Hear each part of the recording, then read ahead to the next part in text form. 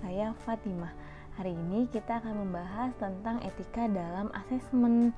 Nah, sebelum kita mulai pembahasannya, jangan lupa untuk klik tombol like, komen, dan subscribe ya. Yuk, kita mulai pembahasannya teman-teman. Nah, teman-teman, sekarang kita akan membahas tentang etika dalam asesmen. Sebelumnya, teman-teman sudah ada yang tahu belum terkait dengan etika dalam asesmen? Nah ya teman-teman, etika didefinisikan sebagai jembatan antara hukum dan moral yang harus diterapkan dalam praktik asesmen profesional. Nah, asesmen dalam pendidikan sendiri seperti yang sebelumnya kita bahas adalah sebuah proses pengumpulan dan analisis data untuk mengevaluasi kemampuan, pengetahuan, dan keterampilan siswa.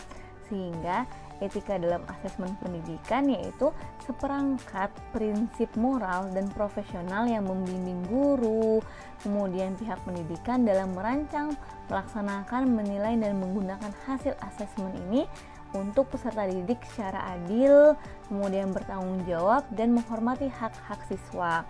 Nah, asesmen ini harus dipastikan bahwa tidak hanya valid dan reliable, tetapi juga dilakukan dengan integritas, keadilan, dan kepedulian terhadap kesejahteraan siswa. Nah, teman-teman, terus kenapa sih kita harus melaksanakan etika dalam asesmen?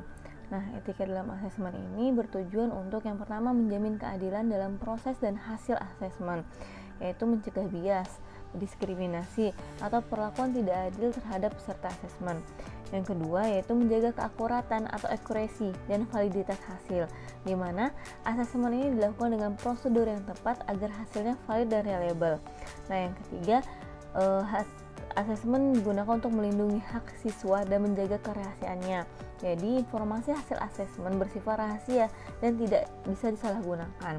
Kemudian, meningkatkan penggunaan hasil asesmen secara bertanggung jawab, yang artinya hasil asesmen digunakan untuk pengembangan peserta didik, bukan untuk menghukum atau mendiskriminasi. Kemudian, asesmen juga digunakan untuk memberikan umpan balik yang membangun. Lalu, yang terakhir, etika asesmen yaitu untuk meningkatkan profesionalitas guru dalam melaksanakan asesmen, di mana etika asesmen ini mendorong asesor untuk terus memperbaiki cara kerja sesuai dengan standar etika profesi. Kemudian, asesmen memiliki prinsip etika dalam asesmen, yaitu yang pertama ada akurasi, yaitu asesmen digunakan baiknya mencerminkan secara akurat kemampuan siswa, sehingga dalam pelaksanaannya menggunakan alat ukur yang telah teruji validitas dan reliabilitasnya, memberikan asesmen berdasarkan tujuan pembelajaran yang jelas dan menghindari kesalahan dalam penilaian, seperti kesalahan pengoreksian atau pemberian skor.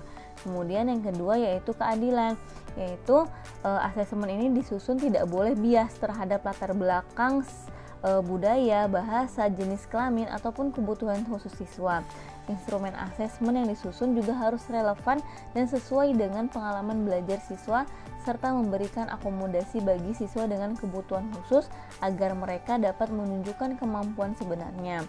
Kemudian yang ketiga yaitu tanggung jawab dan profesional, di mana guru yang akan memberikan asesmen kepada peserta didik ini sebaiknya melakukan asesmen secara profesional dan objektif, jadi tidak menyalahgunakan asesmen serta menjaga integritas proses asesmen. Kemudian prinsip asesmen yaitu ada transparansi dan kejelasan, di mana setiap peserta didik berhak untuk mengetahui tujuan asesmen, kriteria penilaian, proses asesmen, digunakan untuk apa hasil asesmen tersebut, dan peserta didik memiliki akses untuk mengetahui hasil asesmen mereka. Nah, kemudian ada kerahasiaan. Jadi asesmen ini informasinya harus dijaga kerahasiaannya dan hanya bisa diakses oleh pihak-pihak yang berwenang saja. Nah, prinsip ini menekankan pentingnya menjaga privasi peserta didik.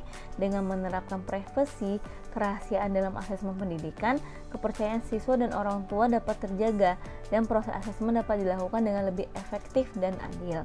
Kemudian, ada penggunaan yang tepat atau appropriate use, yaitu prinsip penggunaan yang tepat dalam asesmen pendidikan berarti hasil asesmen harus digunakan untuk tujuan yang tepat dan bermanfaat bagi peserta didik. Nah, dengan menggunakan prinsip ini, hasil asesmen dapat digunakan untuk meningkatkan kualitas pendidikan dan membantu peserta didik mencapai potensi mereka.